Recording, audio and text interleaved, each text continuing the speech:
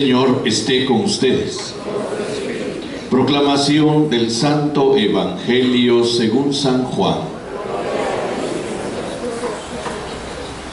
En aquel tiempo Jesús dijo a los judíos: mis ovejas escuchan mi voz, yo las conozco y ellas me siguen.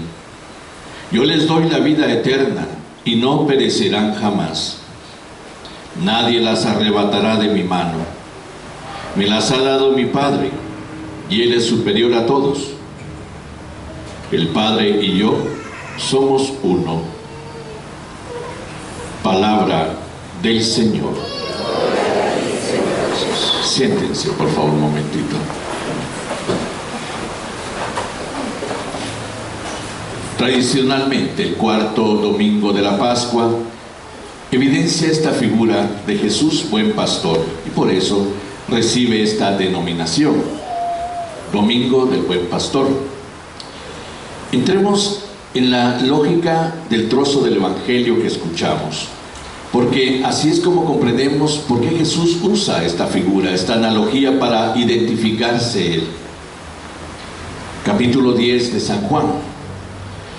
San Juan narra que Jesús está en Jerusalén, está en el templo, y sí, es sensible a la hostilidad de parte de las autoridades religiosas de Israel, de parte de la clase dominante religiosa, los escribas y los fariseos. Son estos judíos que se acercan a él, siempre para discutir, siempre para ponerlo a prueba, siempre para pelear. Y entonces Jesús, caminando por uno de los pórticos del templo, recibe a esta gente, y siempre en esa intención de discutir, Jesús aprovecha también para hacerles una llamada, para atraerlos hacia Él. Y por eso se identifica con un buen pastor, haciendo la analogía a los pastores de su tiempo que no eran tan buenos. Es decir, al final de cuentas, un buen pastor debería de ser así, no como los otros pastores, los asalariados, que al final de cuentas, como las ovejas no son suyas, abandonan el rebaño. Ellos, era un oficio, ¿no? Un oficio de cuidar ovejas ajenas, las llevaban a comer, a beber, las cuidaban fuera y las regresaban a sus lugares. Pero también no era siempre, precisamente por eso, fieles a ese oficio. Por eso Jesús usa la analogía de llamarse a sí mismo buen pastor. Yo sí sé cuidar ovejas, pero es que la figura está ligada precisamente a cómo Él quiere responder a esta gente de acuerdo a las mismas exigencias que ellos presentan ante Dios. La esperanza del Mesías, sobre todo en el tiempo de Jesús, ¿no? Una esperanza que poco a poco se va apagando, como que no ven salidas, y sin embargo siguen gritándole a Dios delante de una realidad muy dura. Por un lado, el pueblo estaba dominado por el Imperio Romano, que los trataba muy mal. Pero también el mismo pueblo estaba maltratado por sus mismas autoridades religiosas y las mismas autoridades civiles. En medio quedaba el pueblo que sufría, en medio quedaba el pueblo que se preguntaba ante Dios cuándo iban a ser libres, cuándo de verdad el Mesías iba a aparecer. Y por eso mismo Jesús llega en respuesta de esta exigencia, y Él llega desde el Padre a darle esperanza a su pueblo, pero no lo reciben. San Juan lo había dicho ya en el prólogo: vino a los suyos y los suyos no lo recibieron. Y entonces empieza todo un trabajo de convicción, podríamos decir. Jesús sabe que su pueblo tiene que conocerlo para ser libre, para ser feliz, para ser un pueblo nuevo. Jesús sabe que su pueblo tiene que escucharlo para poder entonces satisfacer las mismas exigencias que le presenta a Dios. Y entonces, nada más que ponerse delante de una figura que ellos conocen, que les es habitual, pero desde el lado de lo bueno. Yo sí las cuido, yo sí las quiero, yo las llamo por su nombre, Yo soy ese buen pastor que ustedes tienen que escuchar para poder seguirme, pero ustedes no quieren escucharme. Estos llegan siempre a reclamarle: ¿quién eres? Manifiéstate, haz obras, compruébanos que de verdad eres el Mesías. No se trata de comprobar ni que yo siga haciendo milagros o que yo siga tratando de convencerlos a base de justificaciones. Basta que me oigan, basta que me oigan. Y entonces solo oyéndome pueden entenderme, pueden saber quién soy, pueden saber qué es lo que el Padre quiere que ustedes sepan. Y al final es la respuesta de vida. Y esta respuesta de vida es precisamente aquella que el pueblo anda buscando. Nuestra realidad no es tan distinta, desgraciadamente. Vivimos tiempos de mucha incertidumbre, mucha confusión, tiempos de mucha, podríamos decir, decepción, ¿no? Es un desencanto, ¿no? A veces también quisiéramos respuestas claras, respuestas de parte de Dios delante de la incertidumbre de una realidad histórica que ahorita, como la vivimos, no es la mejor, ¿eh? No es para nada la mejor. Y entonces, ¿a quién escuchamos? La figura del buen pastor no es solo una figura tierna, sentimental de las estampitas donde Jesús está abrazando una ovejita, no. La figura del buen pastor es la figura del que conduce, del que precisamente sabe llevar a las ovejas donde deben llegar, donde deben comer, donde deben beber, donde están protegidas y cuidadas, porque esa es la voluntad de mi Padre, dice Jesús.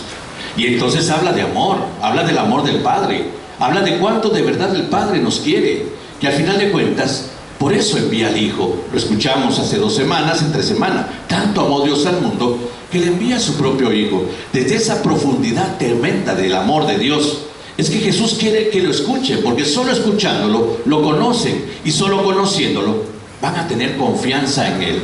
Y solo teniendo confianza en Él, van a seguirlo. Escuchar para seguirlo. Pero hay que escuchar.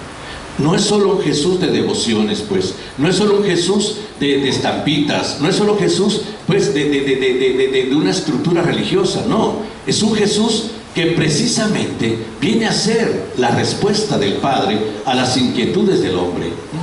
Y por lo tanto, entonces, Él quiere que lo escuchemos, para que desde la escucha confiemos. Y desde la confianza lo sigamos. Ese seguimiento, obviamente, viene traducido vivir lo que Él nos enseña a vivir. Ahí está entonces la satisfacción de las hambres del hombre: hambre de justicia, hambre de paz, hambre de amor, que también viene traducido por la sed de la misma manera: sed de paz, sed de justicia. Lo dice hoy el Apocalipsis de San Juan, ¿no? Ya no sufrirán hambre ni sed, ya no los quemará el sol ni los agobiará el calor, Y entonces esa exigencia de vida viene donada por Jesús de parte del Padre. Pero hay algo muy bonito acá: conozco a mis ovejas, conozco a mis ovejas, las llamo por su nombre. Jesús no está dirigiéndose a masas, Él no es un líder de masas. Si es verdad que al final formamos una comunión de hermanos y nos identificamos como un rebaño, no es porque Jesús quiera masas, precisamente evidencia la capacidad que tiene de conocer, de llamar por el nombre, de entendernos personalmente, para que desde ahí nosotros nos abramos a la escucha de lo que quiere decirnos. Pero es que hay que escucharlo, gentes, porque precisamente por eso también hacemos imágenes y figuras de Jesús distorsionadas, muy ligadas más bien a lo que yo quiero que haga, a lo que yo deseo que hiciera. Ahí vemos a los discípulos de Emaús completamente decepcionados, porque como no lo escucharon, entonces se decepcionaron porque Jesús no hizo lo que ellos querían o creían que iba a hacer. No. Ahí viene la decepción de muchos respecto a la fe, respecto a lo religioso. Es que no me cumple, no me oye, no hace lo que yo le digo. Me dijeron que hiciera así y al final ni funcionó. Esa es la devoción, y a veces la devoción no está centrada en la verdad, porque una verdadera devoción se centra en la verdad para orientarse precisamente a hacer una verdadera devoción. Pero la verdad es Jesús, no yo. A veces centro la devoción en mi verdad. Y entonces sí, quisiera que actuara así, quisiera esto, que me responda de esta manera, Entonces cuando esto no sucede, vienen todos los problemas de decepción, vienen todos los problemas de dejar a un lado lo religioso. Aquí se trata de escucharlo para conocerlo. Y Él se deja conocer. ¿Para qué? Porque desde ahí nos conduce a lo que Él llama: yo les doy la vida eterna. La eternidad, volver otra vez a la calidad de vida de Dios, porque eso es la eternidad, la calidad de la vida de Dios. Dios quiere devolvernos la vida del origen, por eso nos devuelve su calidad de vida. Y desde esta perspectiva, es que nosotros, si de verdad conocemos a Jesús, conocemos sus intenciones y nos da una confianza infinita para poder seguirlo. En sus manos estamos bien. Y se lo va a decir a esta gente: ustedes no pueden ser ovejas de mi rebaño porque no quieren escucharme. Y como no me escuchan, jamás me van a seguir. Y como no me van a seguir, jamás van a ser ovejas de mi rebaño. A los escribas y a los fariseos, ¿no? Ábranse, sean dóciles, reconózcanme como quien soy, enviado del Padre. Y el Padre me ha querido entregar a cada uno de ustedes para que no se pierdan, para que tengan vida. Y es bonito esto, me los ha dado mi Padre y Él es superior a todos. Una frase de confianza extraordinaria. Ustedes se quejan de una realidad histórica difícil, mi Padre está por encima de eso, ¿no? Ustedes están en crisis, mi Padre no está en crisis, Ustedes están en dificultades, mi Padre no está en dificultades, Nos sentimos a veces perdidos y Dios está por encima de eso para orientar. Un Dios sin crisis, un Dios sin dificultades, es el Dios libre que nos permite conocerlo para ser libres también nosotros, para dejar a un lado y vivir las experiencias de la liberación de las dificultades, Y por lo tanto, Él es superior a todos. Delante de los problemas humanos, la confianza puesta en Dios, que es superior a los problemas, pero que precisamente por eso sabe orientarnos por medio de Jesús a lo que es necesario hacer. Mis ovejas escuchan mi voz, viven la palabra, me siguen. Y entonces ahí vamos conociendo cómo de verdad podemos transformar nuestra vida, pero también podemos transformar nuestra realidad familiar, podemos transformar nuestra realidad social, Aquellos que al final terminan siendo reflejo de la figura del pastor, solo pueden serlo desde la escucha y el seguimiento verdadero de Cristo. Aquellos que son reflejos de la figura del pastor, como un padre, una madre de familia, un jefe de una empresa, un político que tiene funciones de autoridad, porque así ha sido, un gobernante. Todas son figuras que deberían de reflejar al buen pastor, pero la única forma de reflejar al buen pastor es escuchando, confiando y siguiéndolo.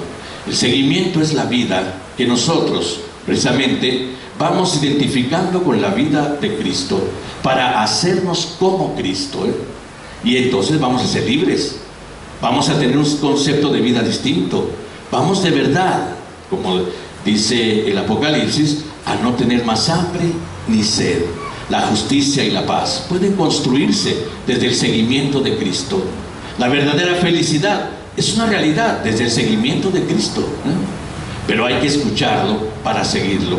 Y esa escucha se convierte en una confianza infinita, una confianza. Estoy en tus manos, Señor, estoy en tus manos.